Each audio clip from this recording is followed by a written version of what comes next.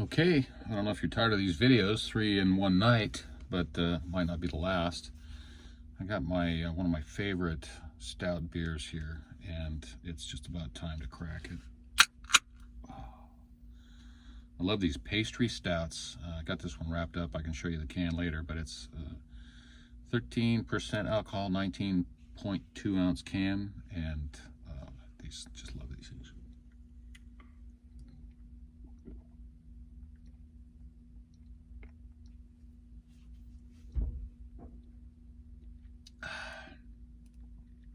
I don't know what it is about these stouts, but I just really like them. Anyway, a little bit about the van here. I've got this fan up here that works really good. It's USB powered and shines right on my head, or blows right on my head. So that worked out so good that I bought another one. And this little stand on the end just locks right into this rack. So I'll have 2 of these. Hopefully that doesn't overcurrent my USB adapter here. No sense in having 2 for a little while and then having it blow a circuit. But besides that, you know, we've got the little water bottle. Squirt that on my head as I'm driving along. And absolute last resort, well, let's see, there's another one here. Got these little squirt bottles here, battery powered. Pump that, it gives you a real fine mist. That works really good, but it doesn't put out a lot of water. The other thing I've been squirting myself with is this rubbing alcohol. I don't have a whole lot of it. I use it mostly for sanitizing my hands, but you spray that on your arms and on your neck, and it evaporates a lot faster, so it provides a lot of cooling. It really does help. The last resort I have is, actually in case of emergency, is one of these cold packs. I got one up front, and I got about 3 more in the back. These things will get really, really cold. And if I was feeling the symptoms of any kind of heat stress, heat stroke, anything like that, then I would crack that and use that. But I wanted to be well enough prepared so that I could take care of myself and also to take care of anybody that I happen to run across. I've seen some families that travel on such a shoestring. So they have so little resources, and they have to get somewhere, and they take their family, and sometimes they get caught in a situation where their car breaks down or they're in distress, and then maybe some member of their family is hurting because they're sitting in the sun too long.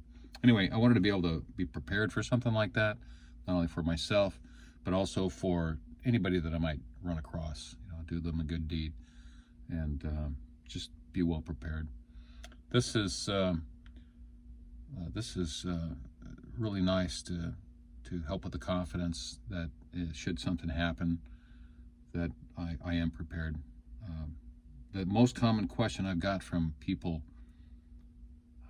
about my trip, especially people that are just coming up and talking to me that I don't know, is they say, have you had any problems? As in with the van. I mean, here you're driving this 50-year-old van, and how's it treating? Well, it's a lot more than 50, but and it's like, yeah, I mean, it doesn't look good from the outside, all that oxidized paint and everything, but mechanically it's solid. So except for that temperature issue, which I'm not really concerned about. I'd rather have that temperature much lower, but in reality, these vans never had a temperature gauge when they were sold. They had a light, and that temperature light came on at like 250 degrees. So maybe this is normal. Other people are reporting with these type of vans, they're reporting that their temperatures are much lower. So this is an area that deserves further investigation. Is that gauge reading correctly? Is there something that's causing the engine to be hotter?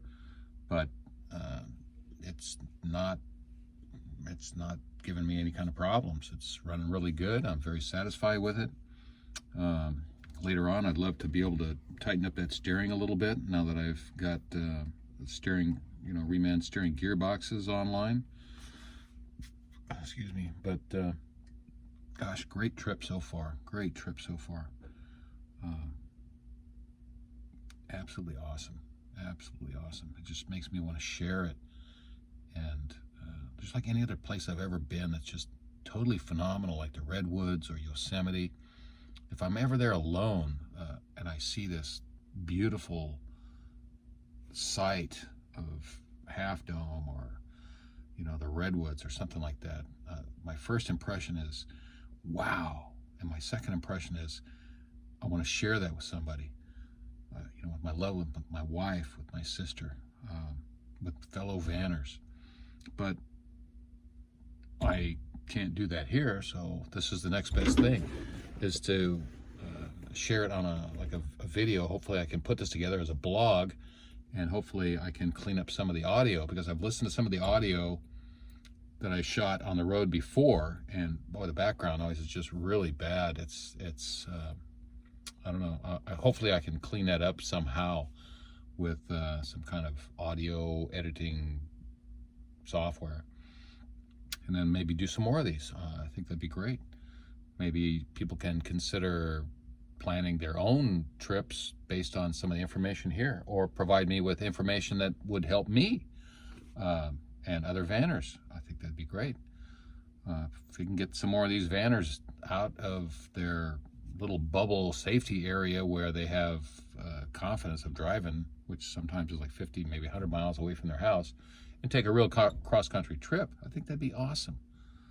I want to talk more about the reaction that other people have had to me and to the van on this next segment. Okay? See you in a minute.